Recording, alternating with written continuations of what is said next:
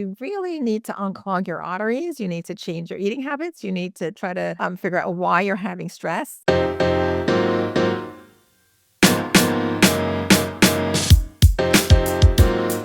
Hello, and welcome to Mornings with Joel Commercial Real Estate Podcast, where we focus on rising stars and established players in commercial real estate and talk to them about how they are building legacies in today's marketplace. Hello, we'd like to welcome all to the Mornings with Joel CRE Podcast. We welcome you here, and we're taking a deviation from the norm. As you know, this is a commercial real estate podcast, and all of our guests are focused on that, but I'm going to twist things around this week, and I've actually decided to bring on my personal doctor. Now, why in the world would I do that?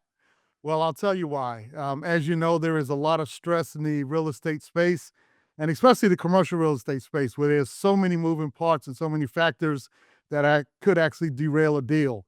And so stress and anxiety and the effects of that, diabetes and other things, is a big, big factor among our constituents. So as a result, I wanted to bring on Dr. Rooke, who is with the Morehouse School of Medicine, and like I said, my personal physician, and I wanted to bring her on to discuss what you might be able to do in order to make sure you stay healthy and strong as we engage in this very intense type of work. So Dr. Rooke, welcome. We're happy to have you with us today. Thank you so very much. Thank you for inviting me. And I'm very, very pleased and honored to be here. Thanks. Fantastic, fantastic. And we're excited as well. So we thank you for being here. So obviously, Dr. Rooke, as I mentioned, you're my doc, but you're not a normal doctor. What I mean by that is obviously in the most complimentary of terms.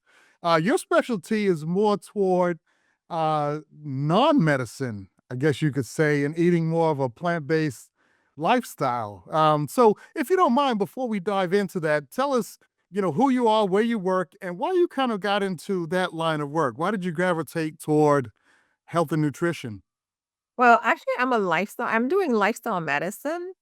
And lifestyle medicine is the use of behavior modification Mhm. to treat disease um, in a clinical setting. So it's diet, physical activity. Well, lifestyle medicine has 6 pillars, right? So there's nutrition, stress management, physical activity, social connections, avoiding risky substances, and sleep management. Those are the areas. Those are the main factors, but we all know there are other factors like making sure you're well hydrated, prayer, and again stress management in many different ways to manage stress. So there are many factors that make us healthy, and lifestyle medicine is it's not actually a specialty yet, but it's an approach to treating patients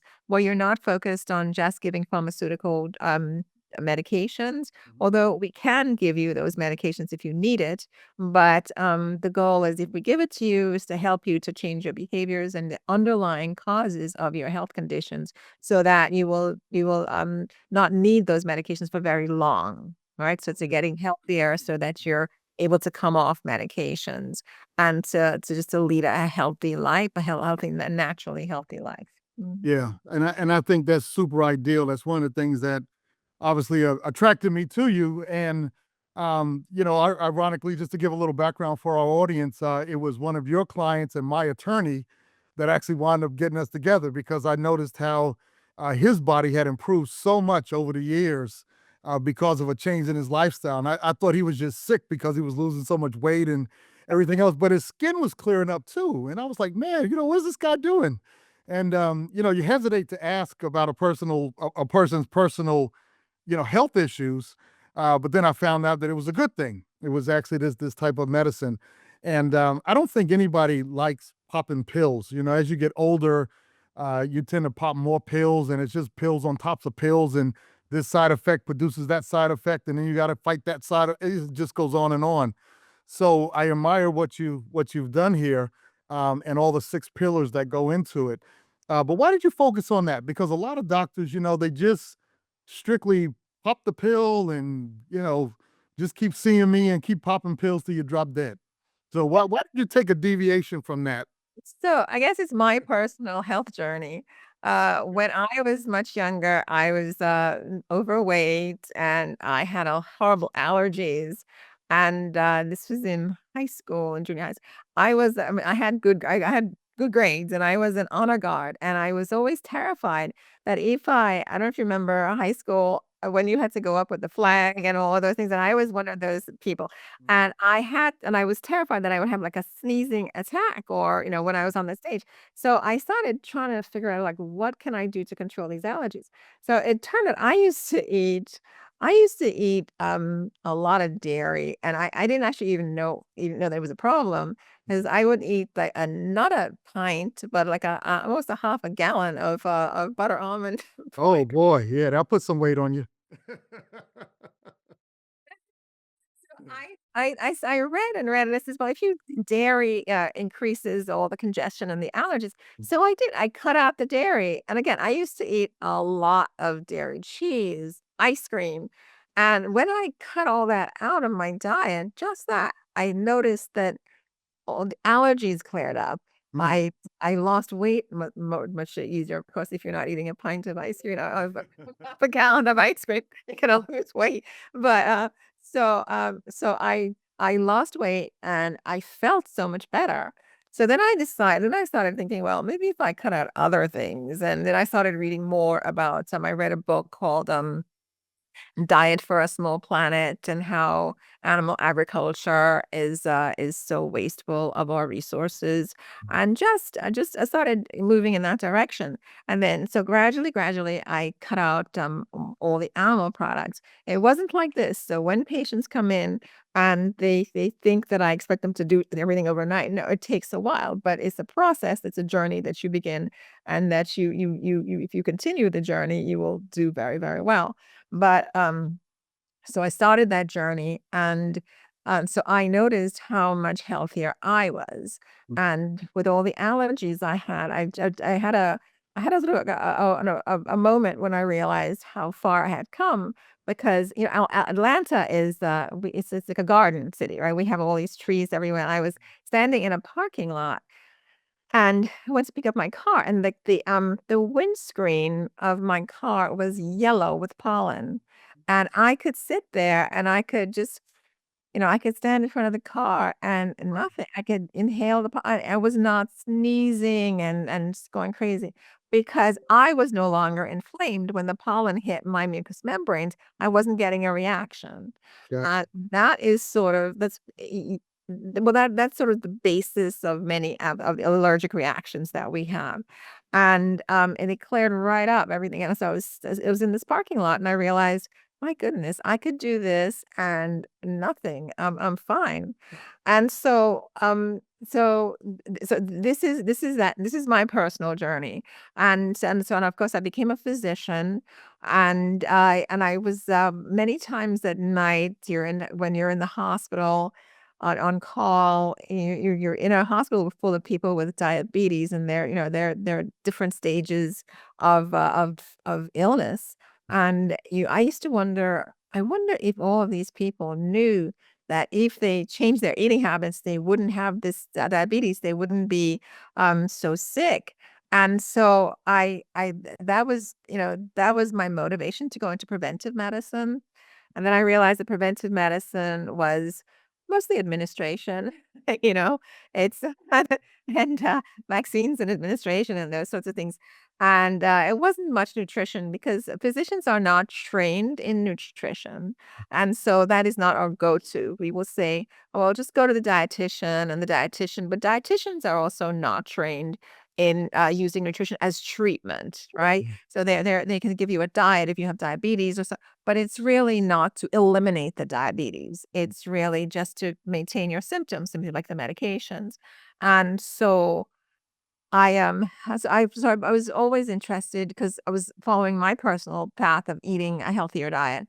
And so I was really pleased when I heard about, it was around 2004, 2005, I heard about the American College of Lifestyle Medicine, and I became interested in, in because I was interested in the plant-based part because I knew how useful that was, and also the stress management part because my job has always been being a doctor is very stressful, Mhm. and knowing how to improve stress and being more physically active. I have to say that it's only in recent years that I've become really physically active, but I was able to lose a lot of weight. This is why when people say, "Oh, you must go to the gym, you must," I have to say, well, if you change your eating habits, you may not have to spend as much time in the gym, but the gym is important. I mean, I'm not downplaying it, but if you put a balance, you really have to eat a healthier diet because what tends to happen is you go to the gym and you're working out and you think, oh, I worked out so hard today, I can have an extra piece of cake or I can have an Yeah. extra piece of whatever,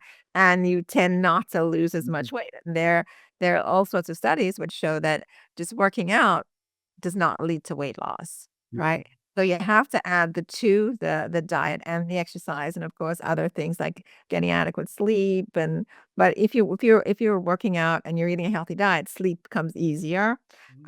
And, so it's a package. Being healthy is a package, but the foundation of it is eating a healthier diet. Yeah. You've given us a lot of information here, and I definitely want to unpack a lot of this information and go a little bit deeper in these things. Because one thing that you mentioned is a lot of medicine just really covers the symptoms, right? So there's blockers to your brain to where you're not feeling this or noticing this anymore, but you're not curing it. And one thing that I noticed with this type of lifestyle medicine is that we're actually curing things to where they're not coming back because the body is fixing the problem that's inside your body. And can you talk a little bit about that as to how, like for an example, what would you say, just to give us kind of a path to go on? What are some of the problems that people have because of stress? What impact could that have on the body that having a lifestyle change could actually prevent? Stress is related to so many other problems. Like high blood pressure is a good example, right? So um so if you go to the doctor, I got a doctor, you go to the doctor, they say, "Oh, your blood pressure's high." Um it's they will the most of the time you will hear, "Well, it runs in my family. Oh, my father had high blood pressure, my brother, everybody's got high blood." And so it's sort of it's attributed to, well, it runs in your family. But the underlying cause of high blood pressure is very rarely ever mentioned, which is clogged arteries. Mhm. Now, if you think of your arteries like a hose, and your arteries are clogged with the underlying disease is atherosclerosis. You can Google atherosclerosis, but you rarely ever hear about it in the doctor's office. You just hear you have high blood pressure, Right. but that it's you have abscesses on your arteries which is caused by chronic inflammation. You have chronic inflammation in your arteries that clog your arteries. And if you address that condition, then your blood pressure, your arteries, the blood will flow more smoothly. But if you think about it, you have a hose and you squeeze off the hose, you put pebbles in the hose or you squeeze it off. What happens? Your blood pressure goes up, Right. right? Mm. And then you've got these abscesses on your arteries, which are clogging it, and then you have work stress. You've got to meet a deadline. You've got to do something else, and that further clogs you. That can so stress because it's vasoconstriction, which further closes your arteries. Mm. So you now have clogged arteries, and then now you're constricting them with the stress. You're at higher risk for, yes, exactly, makes it even higher, and then you're more likely to have a heart attack or a stroke because you're blocking blood off, and then one of those abscesses in your arteries may rupture because they're being constricted, they're in rupture, and then you get a blood clot, Mhm. and then you get a stroke because blood's not flowing to your brain, blood's not flowing to your heart. So these are the underlying mechanisms by which you end up with a heart attack or a stroke. Mhm. And of course, there are different kinds of stroke. You may actually just not get blood to one flow, or one of the arteries may rupture and bleed into your brain. And so you're at risk for all of these problems. And also in the peripheral arteries, also, you heard people with peripheral artery disease. It's the same mechanism. Your arteries are clogged and then you're constricting them. So with stress. So stress is an additional factor to having clogged arteries. It makes it a lot worse. Okay. Stress itself isn't causing it, but again, it makes it infinitely worse. And then you're more likely to have an event such as a heart attack or a stroke Sure. with you add the stress onto it. So approach with something like high blood pressure should be, um, you're this with the doctor as well. You have high blood pressure, and you really need to unclog your arteries. You need to change your eating habits. You need to figure out why you're having stress and to just determine because sometimes you can't if it's your stressful job and you have to pay your mortgage and all these things. You can't leave your job, but you have to figure out how do we manage stress a little bit better? What can we do to manage stress? And there are many ways and to do that and increase your physical activity. But just increasing your physical activity when you have clogged arteries may be dangerous, right? Because that too, you're demanding your heart will be demanding more blood, and it will be getting that blood because of the clogging of the arteries. Sure. So unclogging your arteries is sort of the first step to managing a common disease like a high blood pressure. But we're rarely ever told that, right? We're rarely ever told So this is what's a some of the time. foods that actually clog the arteries, Yes. and what foods don't clog the arteries? Right. So this is the time to have that discussion with your doctor, right? Yeah. So how do I unclog my arteries if that is the underlying reason why my blood pressure is high, and I don't really want to take these medications because they're slowing me down or whatever? What do I do? So the question comes like, so what starts the inflammation in your arteries? Okay. So it's the inflammation in the chronic inflammation is related to your diet. Now, we talk a lot about cholesterol, and that's why your doctor does your cholesterol levels, and that's why they may put you on a statin. But statins don't actually unclog your arteries. If you have plaque, they may stabilize your plaque, but that's pretty much what they do. They don't unclog. If you have a blockage, you will eventually need a stint, right? And you will go into the doctor, and you have high blood pressure, or you may even have a little bit of chest pain, and you go in and they'll do angiography, and they'll say, "Oh, you're not everything's fine." They don't usually mean that everything is fine. Everything is fine until it's like 70% blockage for you to get a stint. So until until then, they'll say, "Oh, you're good." Until it grows and grows, the plaque grows, and then they'll put in a stint. Right. But you have to realize that if you have high blood pressure, you already have some blockage, and this is when you want to stop it before it gets much worse. So right, so every animal product. So we talk about cholesterol, but people think that cholesterol is in the skin of the chicken. It's like they can if you bake instead of fry. No, every animal cell in our bodies, in the chicken, in the fish, in the cow, every single animal cell has cholesterol in the cell membrane, every single one. And when cholesterol is exposed to light, like when you kill the animal and then you cut it open, it's Mhm. exposed to light, it's exposed to heat. If it's exposed to any form of damage to that cholesterol molecule, it'll change its structure and become oxidized. Mm. So I'm saying all of this, and I want your audience to Google it because most of you will have never heard of that. You heard of your LDLs and your good cholesterol and your bad cholesterol, but you rarely ever hear about oxidized cholesterol. And that's my area of interest. But so when cholesterol in food becomes oxidized and you eat that food, it's picked up by your LDLs. So which is the carrier. LDLs are just a carrier. So HDLs are a carrier. They tell you it's your good cholesterol because it carries cholesterol to the liver to be excreted. And LDLs from when they pick it up in the carriers pick up your cholesterol after you absorb it in the gut. and it carries it to the cell. So they're just carriers. They're not really good or bad, right? They're just, but when your LDLs pick up oxidized cholesterol, they become oxidized LDL, and that is a toxin. It's a cytotoxin.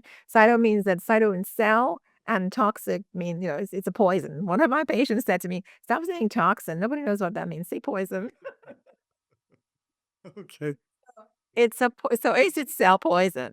And so anytime you're exposed to your body's exposed to anything that is harmful, whether it's bacteria, whether it's a toxin, whether it's arsenic, whatever it's exposed to, your body mounts an immune response. Your body tries to get rid of it. Right. And the immune response that your body mounts to oxidized cholesterol, oxidized LDL, is that you've got these cells called monocytes that become like transformer, and they try to gobble up and get rid of the oxidized LDLs because they will damage the cell. So if you put your cholesterol into a petri dish with And remember, we don't have doctors listening, so keep it simple. Okay, right. So if you just put them together, right? You put into if you put your the cholesterol your body makes Hmm. with the cells that line your arteries, nothing happens. They just sit and they're happy together because it's your cells and your cholesterol. But if you put those same cells into a petri dish, that's a little dish with the oxidized cholesterol, and everybody knows what oxidation is. If you take an apple and you leave it out on the countertop, it becomes brown. That is oxidation. Mhm. When your car is scratched, rust is oxidation. So it's basically the changing the structure. If you leave a piece of meat out, it becomes brown because the protein is oxidizing. Right. So, but for all of those things, it's not harming you. But when cholesterol becomes oxidized, it becomes toxic. Okay. That is the difference. So we hear a lot about cholesterol, but again, it's not cholesterol, it's the oxidation of it.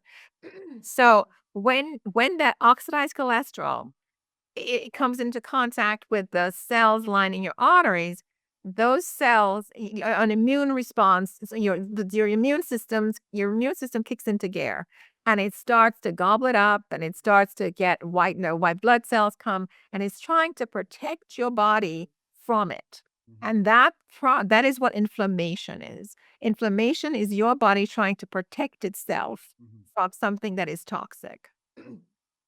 So then you start getting the abscesses on your artery walls over time, because when they gobble up all that oxidized cholesterol, they have to go somewhere. And so you get these fatty pustular abscesses in your artery walls. And that's when they say you have clogged arteries. People many times, even when I was in medical school, I used to think, oh, it's just some fatty plaque, just a plaque that's sitting up. No, it's actually abscesses. So if your arteries are clogged, then you have high blood pressure, you have abscesses on your artery walls. In order to fix that, you have to heal the abscesses, right? So you don't just, it doesn't go away. They have to be healed. And so, in order to heal them, you have to stop exposing them to toxins. Mhm. And the toxin is the oxidized cholesterol from animal products. So if you That's keep getting from eating every animal products, it just gets worse and worse and worse. Yes, Okay. and so if for breakfast you had bacon, eggs, and sausage, boom, and then you have a tuna sandwich for lunch, or chicken sandwich, tuna sandwich for lunch, and then for dinner you have steak and potatoes. You're just inundating your body with cholesterol oxides that are and the plaques getting bigger and bigger and bigger. Mm. So this process starts when you're about 10 years old. But this is why as you get older, the abscesses grow and grow and grow, and you're likely to have your heart attack after age 50 because you have so many abscesses and they're ripe to rupture. Mm. That's why you'll get your heart attack, although there are young kids who are having heart attacks now, but you're more likely to get your heart attack after years of the plaque growing on your arteries. Right. Mm. So so that's step number one. Step number one is to eat a more whole food plant-based diet. And so if you had a whole food plant-based diet, you would immediately stop exposing your arteries and your whole body to cholesterol oxides. And that it goes for diabetes also, because those oxides, they can create oxidative stress in your beta cell, in your kidneys, in your pancreas, and that can lead to death of the beta cells and less insulin. And over time, you will end up with diabetes. It affects pretty much every organ in your body. And so when the arteries that are going to your kidneys, when they have a lot of plaque in them, not enough blood flows to your kidneys, and your kidneys start retaining fluid. And because they think, well, we're in shock, we're not getting, there must be something going on. I'm not getting enough blood flow. And then they start retaining fluid. That's why your doctor will give you a diuretic, a blood to get rid of fluid when you give us the first drug. They have other drugs now, but that used to be the first line was a diuretic, to release all the water that your kidneys are holding on to. So now the treatment is to eat a whole food plant-based diet, and you will automatically begin to feel, within 2 or 3 weeks, you'll begin to feel healthier. You will begin to feel less chronic inflammation. And when you feel healthier, your stress level actually goes down, because you're not worried. Your blood pressure is less. You feel better, and that in itself, just feeling better, helps to relieve stress. But it also decreases. Animal products also have things like arachidonic acid that go to your brain and increase brain inflammation. So you feel better. Just generally, you feel better when you eat a healthier diet. And then once your arteries become clearer and you feel better, you then can start addressing the other reasons for stress in your life, right? You can start being more physically active if it's something that you can't deal with, because a lot of the people who come to see me have joint pain. And because when you're eating an unhealthy, like the standard American diet, joint pain. I have one patient who came in for diabetes, and then he did the plant-based diet for about 3 months, and then he came back and he was doing squats in the office saying, "Look, my knees don't hurt it. My knees," he said, "I never expected this, my knees." So when you stop having joint and muscle pain, then you start wanting to exercise more. The more you exercise, the more physically active you are, and the more energy you have to do this, then you start relieving the stress. Just being fitter and will decrease your stress level. If you decide when you want to kill somebody, you said you're gonna go for a walk, said, and you go for a run or something, and that makes you feel so much better, right? Because this is documented that physical activity will decrease, will make you improve your mood and make you feel better and decrease your stress levels. So it all ties in to it's all part of being healthier generally. You can't just say, well, I'm just gonna meditate and I'm gonna eat my hamburger and meditate. Yeah, it's it's all part of it's a holistic. I'm not a big fan of that holistic word, because somebody told me in joke that people come in and they go to different alternative practitioners, and they're getting all these supplements. They come in with a whole list of supplements, but if you're using holistic, meaning like they're coming in with like things that people believe that you can get healthy from taking this pill and this supplement and this and this powder. No, you really have to do it by by just being healthy, eating a whole food plant-based diet, and just living a natural sort of natural life. And then that word is also overplayed to natural. What does natural mean? Right. And lifestyle is overplayed. But it all ties in. So if you're eating a healthy diet, a healthy, basically whole food plant-based diet, you have more energy, and then you will be more physically active. You will decrease your stress level. You will sleep better. And if you're sleeping better and you're not stressed out, you're not snapping at other people, that improves your relationship with other people, and it improves your social connections. And then you're less likely to want to smoke or drink, so you're avoiding risky substances. And so it all ties in. Compounding effect. Yeah. Yes, exactly. Good. So it starts with what you put into your body. So that's a lot of information, and you've covered like soup to nuts, right? But I knew what I was getting into by asking you on the show, so it's all good. But I needed you to cover this, so that's fantastic. I do appreciate it.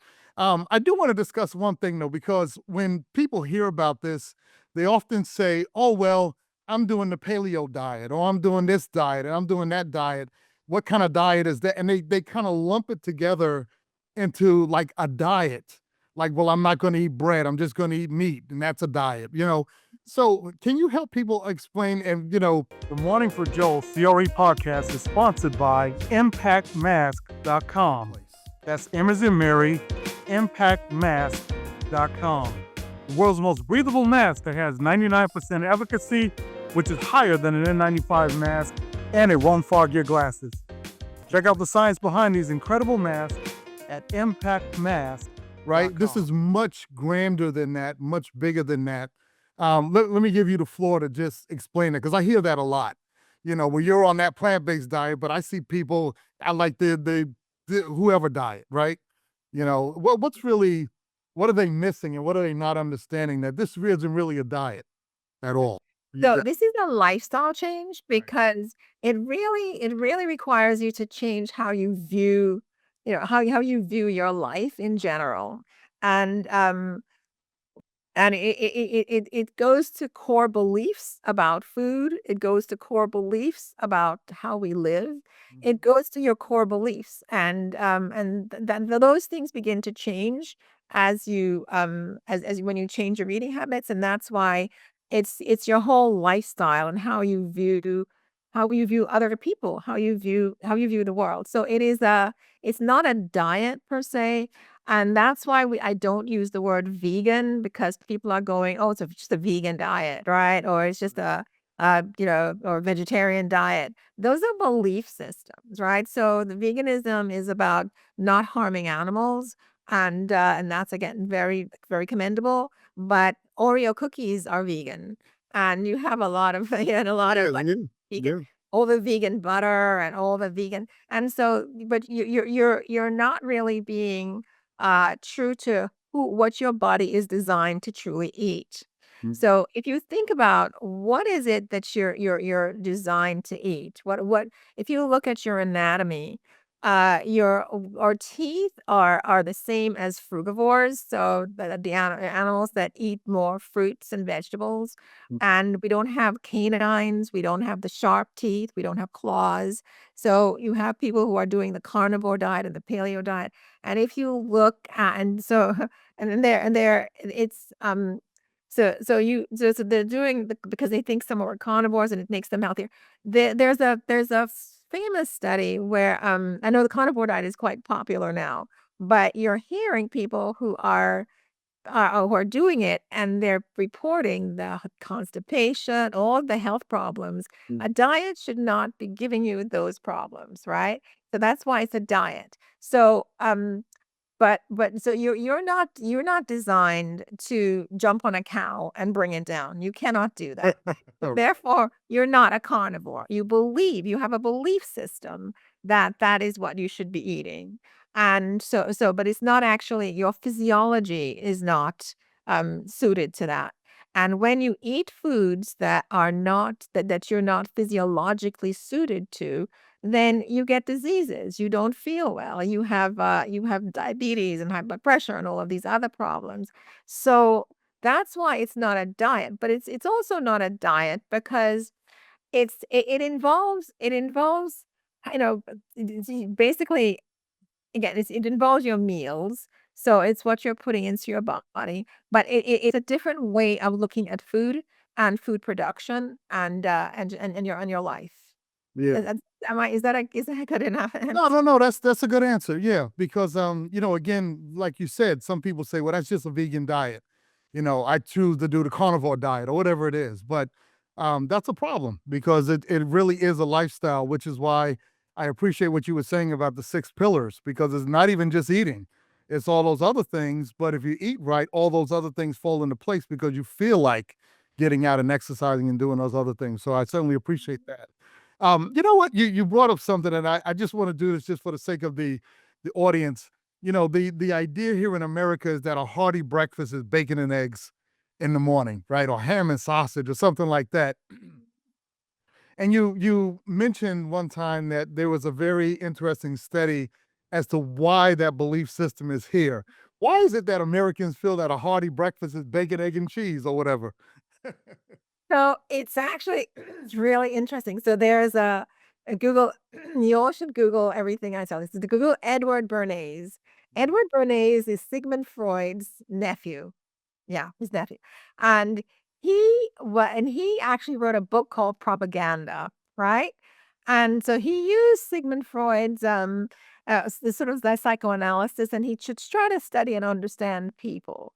So he figured out that if you can connect whatever you're selling with what people want, then you're more likely to get a sale without actually telling them to buy that product. Mhm. So he was commissioned in the early 20s. He was commissioned by the tobacco industry actually to get women to smoke. Mm. And so they were on Fifth Avenue. I think it was Easter Sunday. They had the parade, and he had these women walking down with cigarettes in it because it was taboo in those days for women to smoke. Walking down with the cigarettes in their hand, calling it torches of freedom. And so if you associate freedom with cigarettes, and they're still doing it, right? You've come a long way, baby. All of that is that same thinking. So what Edward Bernays did, he was commissioned by the Beech Nut Meat Packing Company, and they produced bacon. So he did a it's like a fake study where he sent out a questionnaire to doctors around the country, and he said, this is the question he asked them. Is a hearty breakfast better? And this was not a true research, obviously, because when he asked them, is a hearty breakfast better than a light breakfast to renew energy in the morning? And of course, all the doctors said, yeah, nobody said no. Right. And so he said, well, see, like 90% of the doctors in America agree that a hearty breakfast is good for you. And then he had bacon and eggs next to it. Mm. So, and then he said a bacon and eggs is a hearty, nutritious breakfast. And it wasn't so much the eggs, but the bacon was there. And so before this, it was 1925. Before that, people would have bacon for they would have bacon for dinner. Bacon is still in the diet, but it wasn't a breakfast food. Mhm. From that marketing campaign for Beech Nut, Mhm. bacon became breakfast food. And so they associated with a hearty breakfast that was good and healthy for you to start the day. And bacon, the picture of bacon and eggs were there. And then and the picture of a doctor was there. So a doctor says that you should be eating bacon and eggs for breakfast. And so everybody wants vitality and health, right? So if you associate these things in the minds of people, which is what he did, so then bacon was associated with breakfast and a good, good hearty breakfast. And that's how bacon became a breakfast food in the United States. Yeah. Amazing. So it's propaganda, and it's very Marketing. subtle marketing of it. And so to this day, we still think that bacon, so yeah, people are still eating, bacon for breakfast, right? You Yeah. say to anybody, so what do you eat for breakfast? Bacon and eggs. There you go, right? Yeah, yeah. So that's really interesting because again, that's kind of the mindset that, even every conference that I go to, right? In the morning time for breakfast, there's always bacon and eggs. Always. Because that, like you said, that's the mindset that everybody, wants a hearty breakfast. Yeah, Uh, and but they got doctors, so then they got doctors to then say to agree, and then they had doctors telling their patients that, "Yes, it's this is a healthy, good breakfast." And so it was not just one thing, it was just a layer, a cascade of things that promoted bacon, yeah, and he figured out how to do that, but with the authority, right? So it's use doctors as the authority, the health authority to mhm. push this very unhealthy food. Yeah. And in there, that with cigarettes too. I mean, there was a time when doctors smoked, and there were ads that doctors prefer Camels and doctors preferred whatever, Mhm. and with their white coat, and then they were promoting cigarettes. Yeah. So, yeah, and people would choose one cigarette over the other because the doctor said Yeah. so. Well, I remember, even when I was working on Wall Street, when I first started there, people really didn't understand secondhand smoke, and I was in a cubicle and the guy sitting right next to me, our desks butted up against each other. He would smoke. And you would walk into the floor, the trading floor, there's smoke everywhere.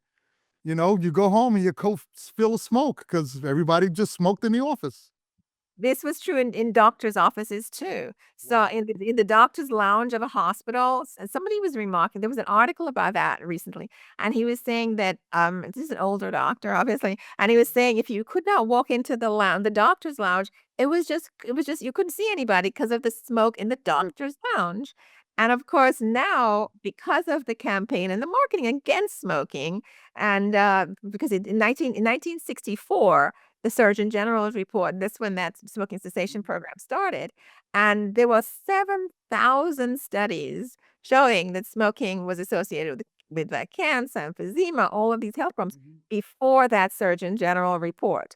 But Right. anyway, thank God it happened in 1964. And from then on, smoking has deteriorated. Now, if you see any doctor smoking, it's like, oh, So what's wrong with him? Yeah, yeah, exactly. It's totally not acceptable. exactly. Um, but that's how you can change eating patterns and you can change behavior patterns in Right. people. Right. Yeah, very good point. Well, there's two more things I want to cover briefly, and I know you got a meeting coming up, so I don't want to keep you. I do want to talk about diabetes briefly because that is such a big thing, especially in our community. Um, how does this lifestyle change that you're describing help with diabetes? So if you ask any doc, I just spoke to some doctors recently. If you ask any doctor, so what causes diabetes? Because they will say, oh, well, insulin resistance. And you say, well, what is insulin resistance? They can't really say. Well, it's the one thing they cite all the time is obesity, right? Obesity meaning that you have fat in the cells, and then the receptor of the cell doesn't work, and then insulin doesn't work. But if you think about it, they are the it's like 40% of Americans are obese, right? But only about 15% of Americans, between 11 and 15, depends on which study you read, are actually have diabetes. So it's clearly not obesity and insulin resistance that's causing it. It's actually loss of beta cells. So we now understand that in order to insulin resistance, the obesity, the cells on the receptors not working. In addition to that, you must have another something else. And that something else is a loss of beta cell mass. So you have these little cells in your pancreas that produce insulin. And if you add them all up, it's only they're like a very small amount of cells, and they don't have a lot of antioxidants for some reason. They're poor in antioxidants, the beta cells, and so they're very susceptible to oxidative stress. Now, when you have type 1 diabetes, something comes along, an infection or an autoimmune condition, or something happens, and you wipe all of them out in one go. So that's type 1. But in type 2, you are killing those cells over time slowly. Okay. So when you have pre-diabetes, you've killed about 30, you must say you've killed, but about 30 to 40% of them are dead. You've lost of the beta cell mass. And when you're diagnosed with diabetes, it's usually between 50 and 60% of the beta cells have been lost. So and then our treatment is then saying to people count carbs and don't eat fruit and don't eat foods that are high in antioxidants. Just eat because we then focus a lot on the symptom and the signs of diabetes, which is high blood sugar. So but just focusing on high blood sugar and measuring your blood sugar and trying not to eat foods like fruits and vegetables actually makes it worse because the beta cells continue to die. If you don't eat fruits and vegetables, because of the sugar, if you don't eat fruits and vegetables, those cells continue to die. So the best way to treat the underlying cause of diabetes is to eat a more plant-based diet because you decrease the amount of oxidative stress, the amount of cells that are dying. So your goal is to stop killing your beta cells and to get the cells that are remaining to generate to regenerate and to produce more insulin. That is how. So, and we see all the time, like the Seventh-day Adventists, we think of African Americans have higher rates of diabetes. but that is not true among groups of people who don't eat the standard American diet or the southern dietary pattern. Those people have, regardless of their weight, they don't have the same amount of diabetes. And the classic studies are the Seventh-day Adventists. Mhm. So, of course, they're Seventh-day Adventists who eat whatever they want. But those who are eating a more plant-based diet don't have that same risk of diabetes because they're not killing the beta cells. So Mhm. with diabetes, your goal is not just to control your blood sugar. Your goal is to help to stop killing your beta cells and to get those that are there to perk up and regenerate and produce more insulin. Because it's not just being overweight. So being overweight, and so in so doing, you will actually lose some weight. So if you eat a more whole food plant-based diet without the cholesterol oxides that are causing oxidative stress, you will see a reversal in your diabetes. And we see this all the time. When people change their eating habits, you see diabetes reversed. Yeah. Yeah, yeah, and I've seen the studies. Obviously, being with you and the courses that you do and the classes and whatnot. So we've seen those studies, and it's very, very impressive to see that. And so what I wanted to do was, because we could go on and on. I mean, this is such a great topic, that we've covered here. Is I want to talk a little bit about your book. What I'm going to do is make it available for people to buy it through our website. So if you are interested in it, Dr. Rooke has a book, and we're going to go into some of those details. So if you don't mind, tell us a little bit about the book. Again, we'll make it available through the website. But tell us about the book, what's in it, because it's like 400 pages or something. Obviously, I have my copy. But talk Well, to it has a lot of references. I was pointing out because a lot of times people will say, and I just realized how many references I put in there. People will say, well, yeah, nowadays with Google, people shouldn't be saying that. But I guess in a way to say, well, do you have any references for what you're saying? I have 300 and over 311 references in that book because everything I say, I try to be very careful about what I say and that there is data to support and there is research to support what I'm saying. right. It's not just, oh, let's just do this. Do a plant-based diet because it's good for the animals. No, it's good for your health and it's good. It stops the further destruction of your beta cells and your epithelial cells, and Mhm. it just makes you healthier because there's research to support that. Right. And so the book is as well referenced and documented, Mhm. and so the book started from the workshops we used to do, right? So we did the workshops, and because my whole idea of just telling a patient to eat a plant-based diet, eat a healthy diet, is not going to work. I mean, they will do it but if you show people how to eat healthier, then and how it tastes, they're more likely to do it, and that's how we started the workshops. Right. And for the workshops, I used to have a bunch of handouts. And then the lady in my office, who it was wonderful. I like her because she sort of spurred me to do all of this. So she goes, "You're doing printing too much. You're wasting too much paper. You're too, every week, and we need to get a new toner because of you." I decided to put everything together into the handbook. Mhm. So, and then because they complained about the cost of everything, so we said, well, Morris would print the handbook, and then we would sell it to our workshop attendees, and that's how it really started. And now it's people are buying 3 and 4 copies, so it's actually doing quite well. But it's not fully available. I mean, well, it is available at Morehouse, so you can purchase the book. But because we finished in late 2019, just as COVID was starting. Right. And so then when everything locked down, we were planning to do the shipping part of it, but we didn't get to that yet because of COVID, and then everything else happened. And so it's not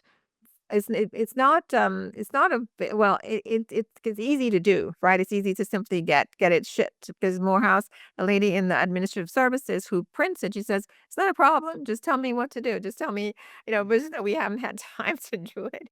Right. And We'll it's figure that out. But uh, but tell us about the book. Why should somebody want this book? What's in it that is of value? explains a lot of what I talk about, a lot of what I was trying to explain to the my patients and to the workshop attendees is why.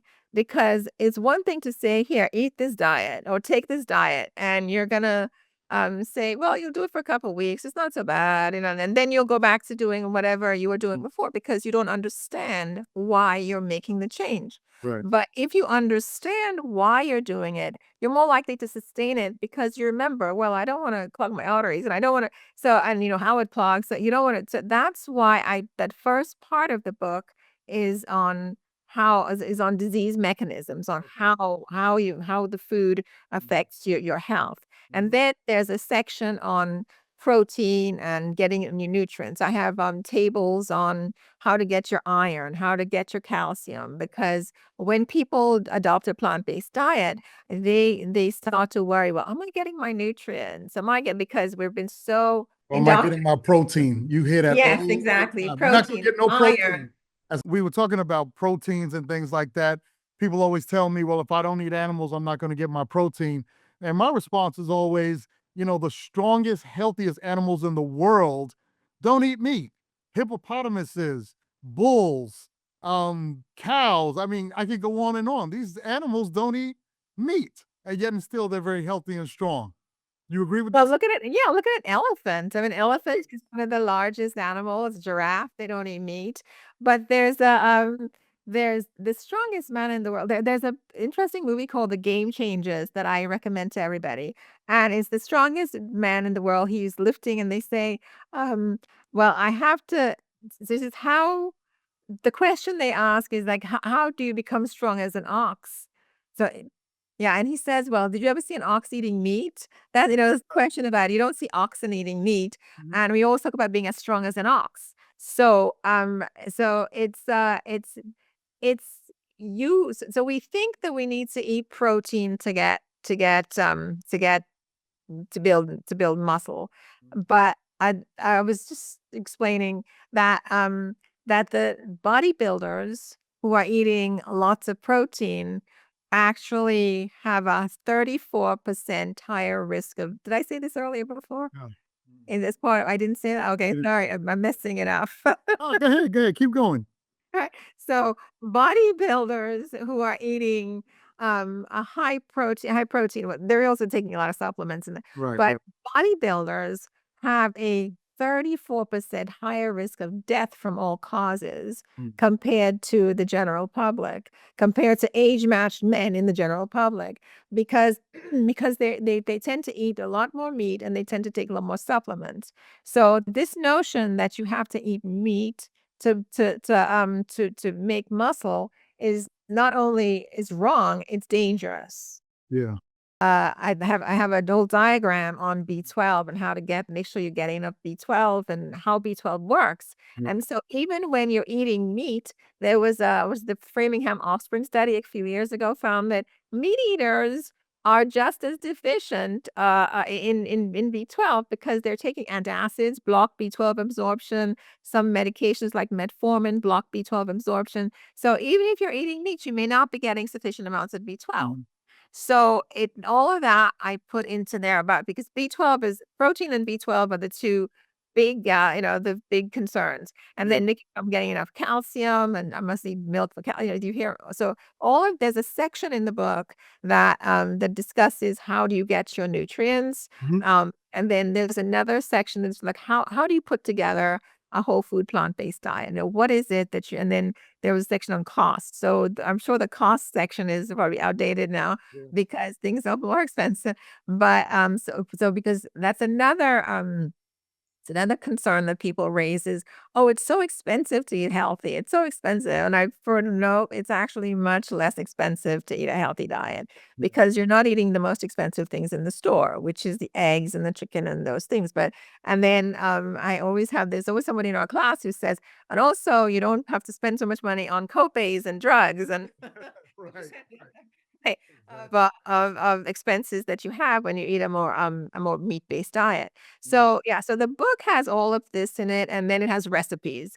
It has, lots of recipes and how to make healthy food taste delicious and look and taste delicious. So that's our handbook We'll right. make sure some kind of way, if people want it, I'll make sure that they get it, and I'll be in Okay, touch with yeah. you about that directly. Lastly, I wanted to talk about the workshops. Obviously, when you first started, we always met in person down there at the Morehouse campus. And I know with COVID, obviously, we transitioned over to Zoom. And I believe you were still keeping the Zoom. Oh, yeah, we do it every Wednesday. Yeah. This is week 8. So, Mhm. no, we last week was this is week 9, and, we did 12 sessions, normally, but this spring we did 10 sessions, and this is week 9. Next week is the last session Okay. because, well, because, I had a few deaths in my family. I had, like, my brother passed, and I think that we should all take the time when you don't feel like doing something, and I'm really lucky to have a good community around me who said, "Listen, you don't feel like doing it, don't do it. So what if it's 10 sessions over 12?" But it's normally 12 sessions for the workshops. And so, but I can share the link with you. So we take a break in April, and we start again in May. Okay. So, but this last session we did 10 sessions. So I can share the link with you. And this evening we're talking about growing food, because I think it's extremely important to learn to or know something about how your food is grown, and to be more self-sufficient with food. And we have several I'm so impressed with the people who come to our workshops. They have started community gardens, and they with their churches, because we don't know what's coming. I know I'm sure you're a financial person, so you must know what I'm talking about. Mhm. So things we don't there's so much uncertainty. So if you know you can grow your own food, at least whatever else may happen, you're not gonna starve, right? Right. So we're since this evening, we're focused on growing our own food, and then next week is the last week. So, Okay. of this series of workshops, and then April will be a break, and then we start again in May, and then in May it'll be 12, the usual 12 sessions. Okay. So what we'll do is we'll make sure that all of our listeners have that link to the workshops. I think the workshops are fantastic, and I got to be honest. I haven't been there as of late because I've heard the information so many years over and over again, but obviously, but I still see the value, which is why I asked you to come on. I mean, this is life changing. In no exaggeration, it's life changing. If you follow it and stick to it, so it's certainly beneficial. And I'm glad you're doing the workshops because now it's not just us here in Atlanta, right? It's all over the world. This information can be shared. So, and I've shared it with folks in South Africa and everywhere else. Mhm. I know people. So, that's fantastic. So we'll definitely get that information out for people to join the workshops, have access to the books and everything else. And we're actually right up against the clock. We got about another 4 minutes because I know you got another meeting coming up. Um, but what else would you like our audience to know as regards this way of living, the lifestyle, and the rest of it? What final comments would you want everyone to know as they walk away from this? It's never too late to change your eating habits, Okay. and that it's a journey. It's not just a straight road.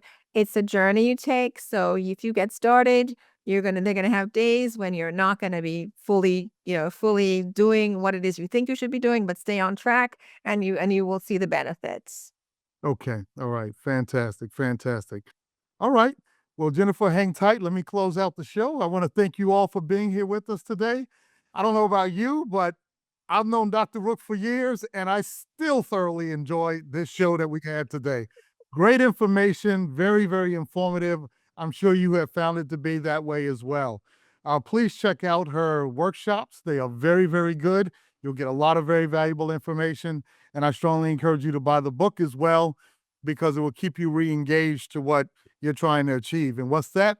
To try to live a healthy life so you can do more and enjoy your retirement years and everything else, and not just have to sit around and watch TV. So, Dr. Rook, we certainly appreciate having you with us here today. Thank And you. I look forward to catching up with you soon. Thank Take you care. so much. Bye bye. Thank you.